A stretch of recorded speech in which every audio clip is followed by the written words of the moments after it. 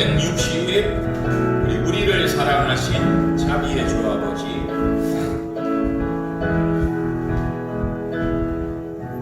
우리를 사랑하신 자비의 주 아버지,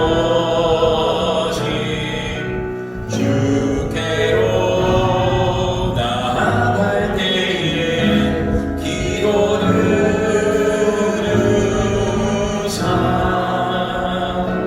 우리 죄악과 강팍한 주님께 고백하니 우리 민망이 어디서 치료의 은혜 허락하소서.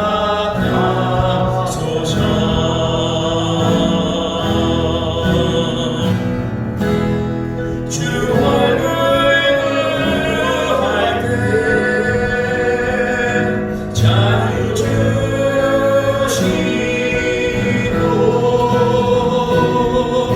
씻어주소서.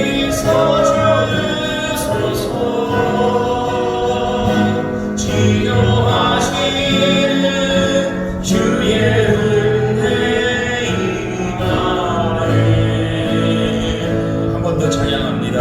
우리를 사랑하신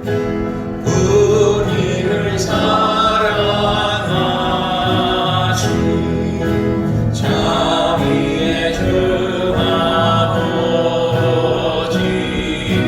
주께로 나아갈 때에 기도드리사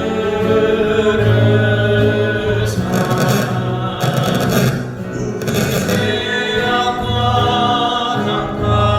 강팍한 주님께 고백하니 우릴 민망히 여기사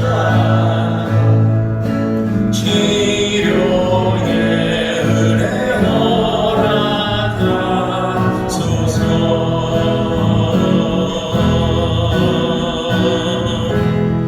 주 얼굴 구할 때 자유 주시고 씻어주소서. 치료하시는 주의 은혜 임하네. 치료하시는 주의 은혜, 치료하시는 주의 은혜 임하. 기도하겠습니다. 주여 한번 부르겠습니다. 주여 아버지 붙들어 주옵소서. 주님의 은혜를 간절히 구합니다. 주님의 위로를 간절히 구합니다. 주님의 치료를 간절히 구합니다. 주여 아버지, 주여 치료의 은혜로 허락하옵소서. 치료의 은혜로 허락하옵소서. 씻어주옵소서. 자비의 주 하나님, 자비의 주 하나님, 우리의 죄악과 강팍한 주님께 고백합니다. 우리를 불쌍히 여기사 치료의 은혜를 허락하옵소서. 주여 코로나19가 더 이상 확산되지 않도록 주여 붙들어 주옵소서. 주여 우리 라면 형제 붙들어 주옵소서. 주여 혼수 상태인 가운데 있습니다. 그 아버지 하나님 불쌍한 그들 이대로 보낼 수 없습니다. 속히 회복시켜 주셔서 아버지 하나님 이 나라에서 아버지 하나님 정말 그들을 꿈을 위하여 아버지 하나님 미래를 위하여 다시 즐겁게 뛰어나갈 수 있도록 주여 사랑하는 부모 아버지 친구들 곁으로 어서 돌아올 수 있도록 주여 붙들어 주옵소서. 주여 치유하시는 주님의 은혜, 치유하시는 주님의 은혜 주님 구합니다. 주여 얼굴을 보여주소서. 주여 아버지, 주여 아버지 이 시간 붙들어 주옵소서. 아버지 예수님 이름으로 기도합니다. 아멘. 90년대 선풍적인 인기를 끌었던 중국 드라마 중에 판관 포청천이 있습니다. 대개 스토리는 개봉부, 옛날 송나라의 수도죠. 개봉부에 누군가가 찾아와 북을 치며 억울함을 호소하면 포증이 수사를 시작하고 사건이 점점 커져가면서 거의 대부분 범인의 수괴는 높으신 분들, 고위층인 것으로 드러납니다. 높으신 분들께서는 사건을 은폐하기 위해 가족들을 몰살을 시키고 증거 인멸 등 수단 방법을 가리지 않지만 결국 범행이 만천하에 드러나게 되고 마지막 수단으로 백을 동원하여 포증을 압박하나 포증은 아랑곳하지 않고 그 목을 땡강 베어버린다는 그런 이야기인데 참 포증이 작두를 대령하라 해가지고 그 악인들의 목을 탁 벨 때 아우 참 그 쾌감이 있어요. 쾌감. 정의가 이루어지고 악인이 처벌을 받고 정죄를 받고 하는 그런 것에 대하여 오늘 본문에 보면 너희는 재판할 때에 불의를 행하지 말며 가난한 자의 편을 들지 말며 세력 있는 자라고 두둔하지 말고 공의로 사람을 재판할 것이며 재판할 때 판결을 할 때는 불의하게 하지 말아라. 법대로 하라는 거예요. 가난한 자라고 너무 동정을 하지 말아라. 또 권세 있는 자라고 두둔하지 말고 공의로 재판을 하라. 공의로운 판결을 하라고 말씀하고 있습니다.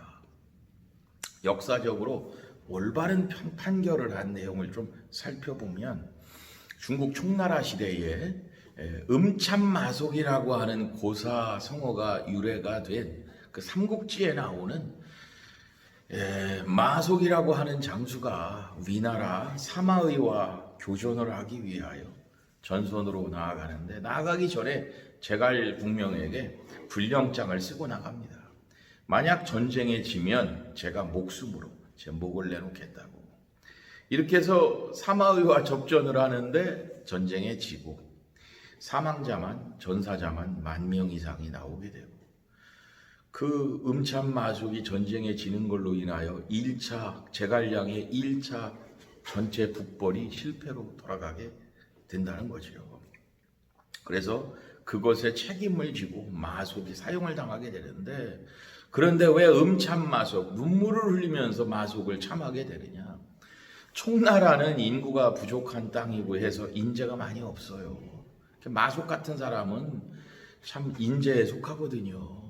장수 한 명이 이런 유능한 사람 한 명이 소중한 판에 오히려 그 사람을 목을 자른다는 것 자체가 제갈공명으로서는 참 부담스러울 수밖에 없는데 그러나 10,000여 명의 전사자를 낸 그 전사자들의 가족, 국민들을 달래기 위하여 그 나라의 기강 때문에 마속을 울면서 참했다는 그런 내용, 음참마속입니다.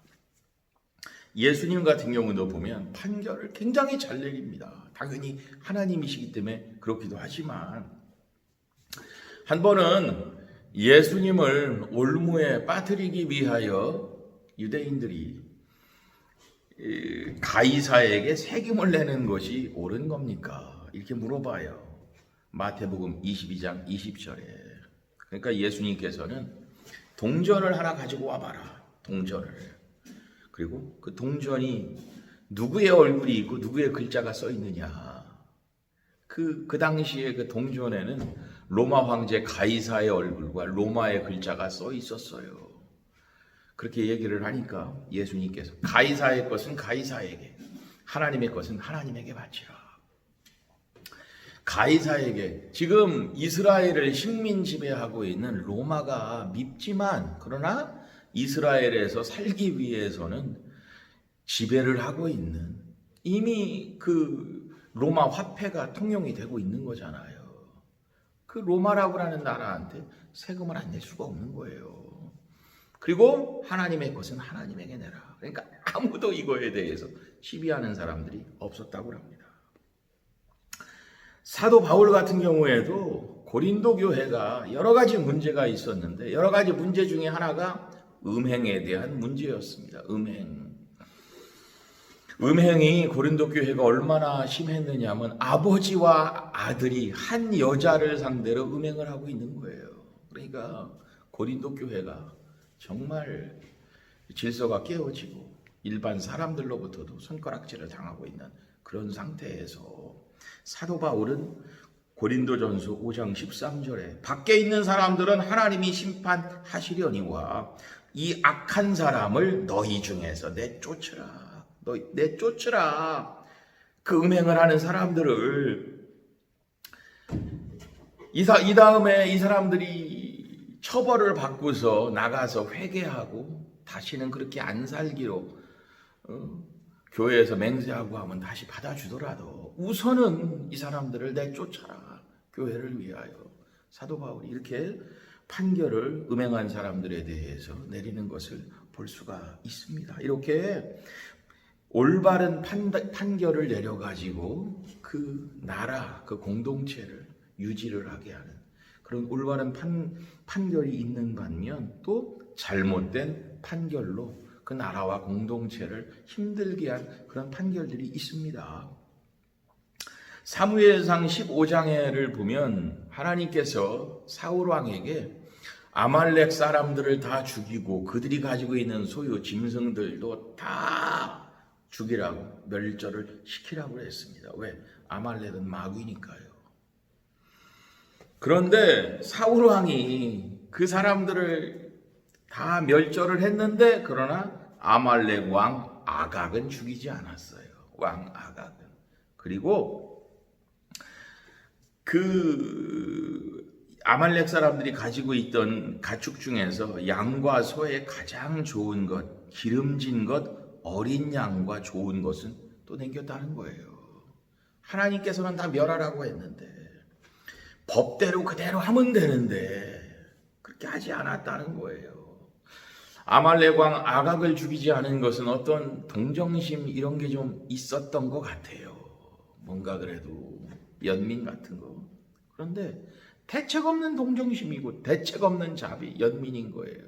그럼 왜 그렇게 아무 잘못도 없는 다윗은 그렇게 죽이려고 온 그냥 경찰력을 다 모아서 전국을 샅샅이 뒤져대고 기브온 사람들은 또 막 무참하게 학살을 하잖아요. 대책 없는 동정심이라는 거예요. 또 양과 소 좋은 가축에 대해서는 탐욕에 눈이 멀어가지고 판결을 명령대로 뜻대로 올바른 공의를 행하지를 않았다는 것입니다. 이걸로 말미암아 사울의 인생이 사울의 집안이 멸망의 길로 나아가게 됩니다. 사울 왕이 있고 두 번째는 빌라도가 있습니다. 예수님을 재판한 빌라도. 빌라도가 예수님을 만나봤더니 예수님을 신문을 했더니 죄가 하나도 없어요. 그리고 꼭 그 나라에 꼭 필요한 분인 거예요. 예수님이 정말. 그리고 뭔가 대단한 분인 거예요. 더군다나 아내가 그 전날 꿈을 꾸고 절대 예수님에 대하여 재판 잘하라 이렇게까지 얘기를 한 상태이기 때문에 하나님이 그 빌라도의 부인을 통해서까지 권면을 다 했단 말이에요. 그런데 백성들이 데모가 일어날까 봐, 밀란이 일어날까 봐 백성들을 두려워해가지고 굴복을 하고 총독으로서의 재판을 올바르게 하지 못하고 책임 회피를 백성들 앞에서 손은 왜 씻어요? 나는 저 책임 없다고 자기는 손 씻는데 자기가 총독이잖아요. 그리고 사형을 판결을 하고 결국은 직무유기죠. 이게 빌라도가 죄 없는 예수님을 십자가에 사형을 당하게 한 거. 우리나라에서도 보면 1988년 유전무죄, 무전유죄라고 하는 말을 한 그 지강헌. 이 사람이 우리나라의 사법이 돈이 있는 사람은 무죄, 돈이 없으면 유죄다. 이렇게 탈옥을 하고 도망다니면서 인질극을 하면서 얘기를 했죠. 이때 당시의 상황을 보면 1988년에 지전파 지강호는 어릴 때부터 굉장히 살기가 힘들었어요. 그래서 배고파서 훔치고 어릴 때부터 소년원 나이 들어서는 교도소를 들락거리다가 500만 원 절도로 17년형을 받게 됩니다. 7년형을 받았는데 가중처벌로 10년을 더해서 17년형을 받은 거예요. 그런데 그때 당시에 그 전 대통령 전두환 대통령의 동생, 아마 새마을운동본부 거기 회장인가 그랬을 건데, 전경환 씨는 횡령액이 70억인데 3년밖에 안 받은 거예요.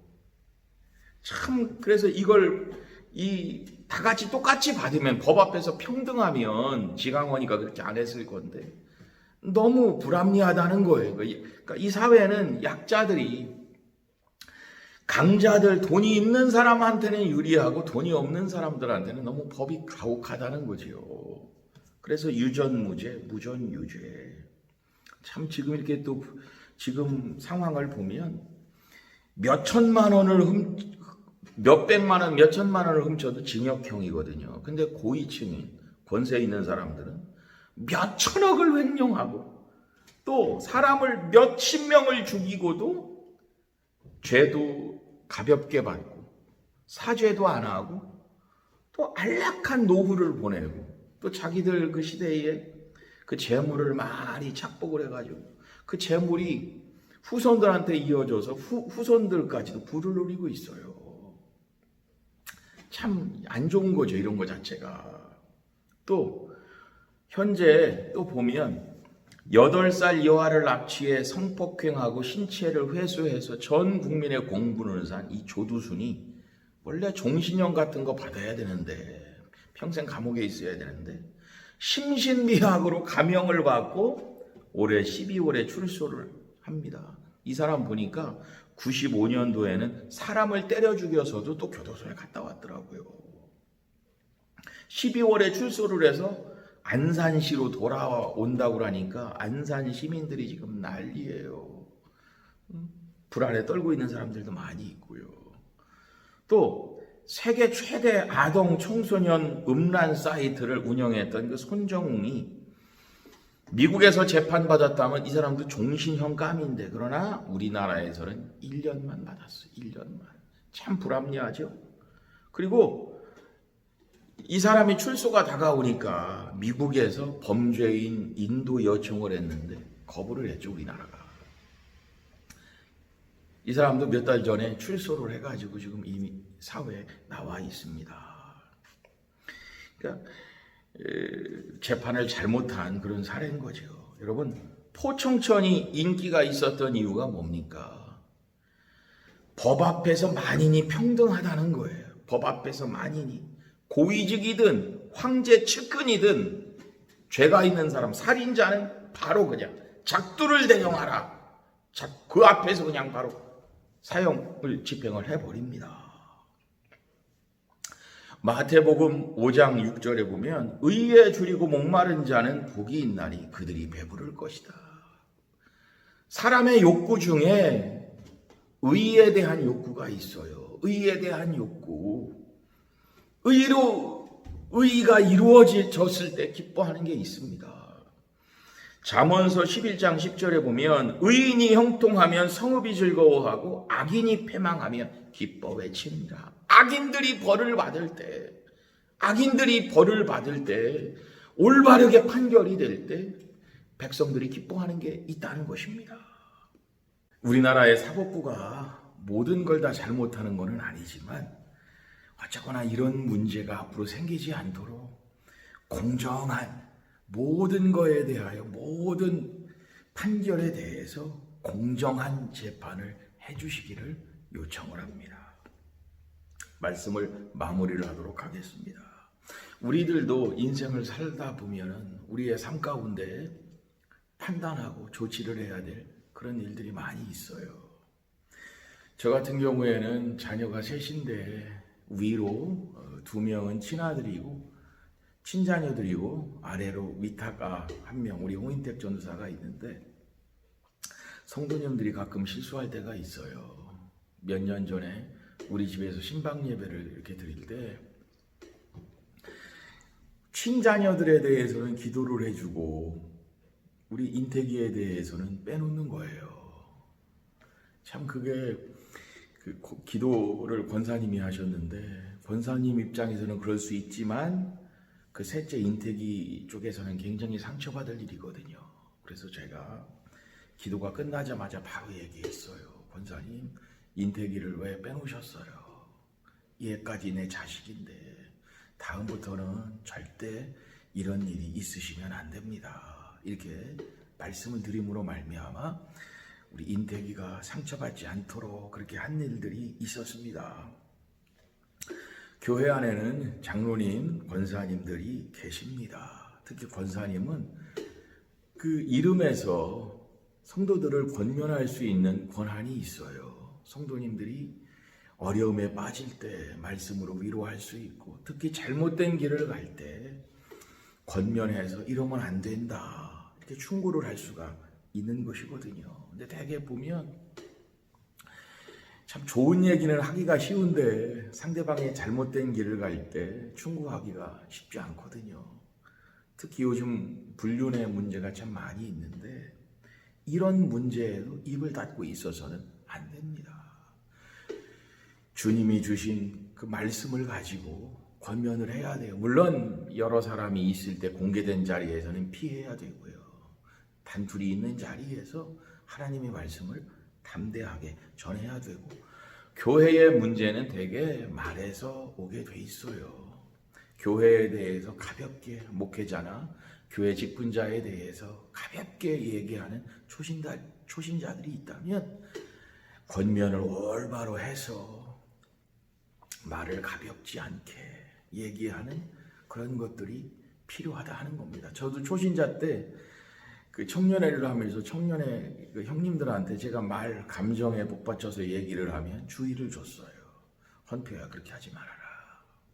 그럴 때 저는 움찔하면서 이제 말은 하진 않았는데 그거에 대해서 기분이 나쁘지는 않았어요. 왜냐하면 그 청년분들이 하는 일이 그래도 공정한 편이었으니까. 그리고 나이가 들어서 목사가 되고서 그 시절을 돌아보면 저에게 그런 충고를 해준 분들이 너무너무 고맙습니다.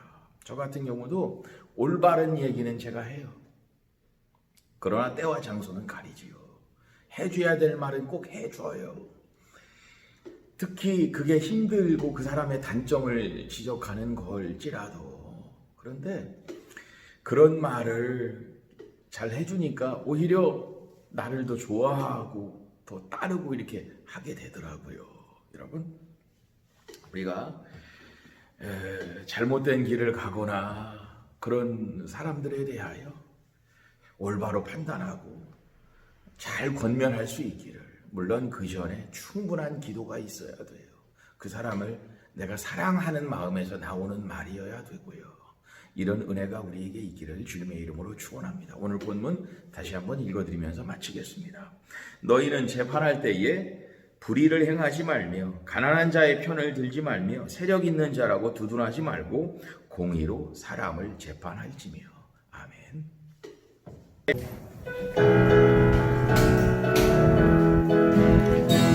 나의 등 뒤에서 나를 도우시는 주, 나의 인생 길에서 지치고 고나여 매일처럼 주저앉고 싶을 때 나를 밀어주시네.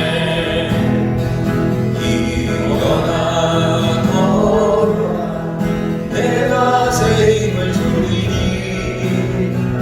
일어나 걸어라, 내 너를 도우리. 나의 등 뒤에서 나를 도우시는 주, 평안히 길을 갈 때 보이지 않아도 지치고 고나여 넘어질 때여 다가와 손 내미시네. 일어나 걸어라,